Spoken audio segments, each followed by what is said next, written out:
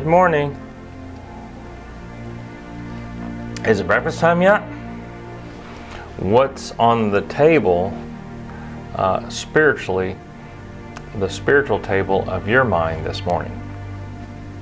Let's make it Jesus again, all right? By looking at the fourth of those portraits Jesus painted of the kingdom in Luke 14. This time we'll begin with verse 15. You remember we feasted last week on Jesus' response to the wait-and-see attitude of the conservative experts in the religious law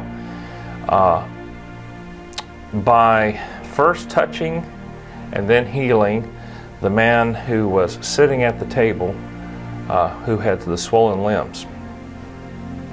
And then after sending him out, shall we say scolding them a little bit by saying, which of you doesn't work on the Sabbath if your son falls into a pit?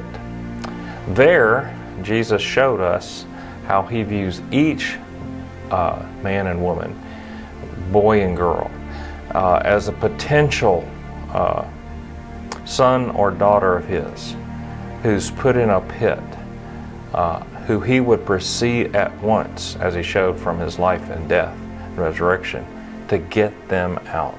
He wants us to do the same. Well, in portrait 3, he then had turned to the host, telling him to invite the poor, the lame, the crippled, and the blind, who could not repay him the next time he put on a luncheon, and then he would receive a reward at the resurrection of the godly for what they couldn't repay him. To this, a man at the table said, "Blessed is the man who will eat at the feast in the kingdom of God." Well, I want you to stop and think about the irony of that for a minute. When you sit at the table and the feast in the kingdom of God, what will make it such a blessing to you? Some person said, well, it'll be like getting to sit and eat with the President of the United States. Well said. And so that is true. And so since that's true,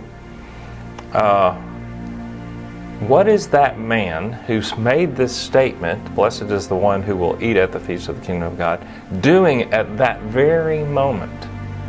Well, he's sitting at the table with somebody much higher than the President of the United States. He's sitting at the table with the person who will make it a blessing to be sitting at the table in heaven.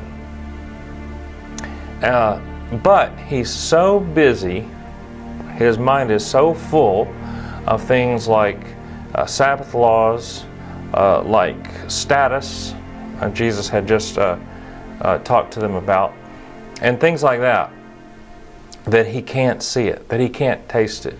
And that's why Jesus tells this story.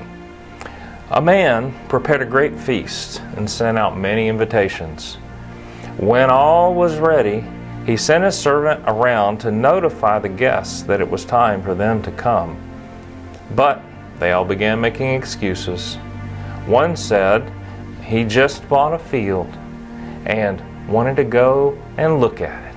Another said, I just bought some oxen and I want to go try them out. And another one said, I just got married. Now I'm sure that his wife was not very happy with that excuse for not going to a banquet.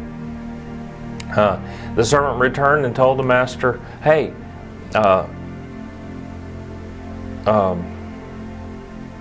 the master was angry about that, and so he sent the servant out and said, go bring in the poor, the crippled, the lame, and the blind.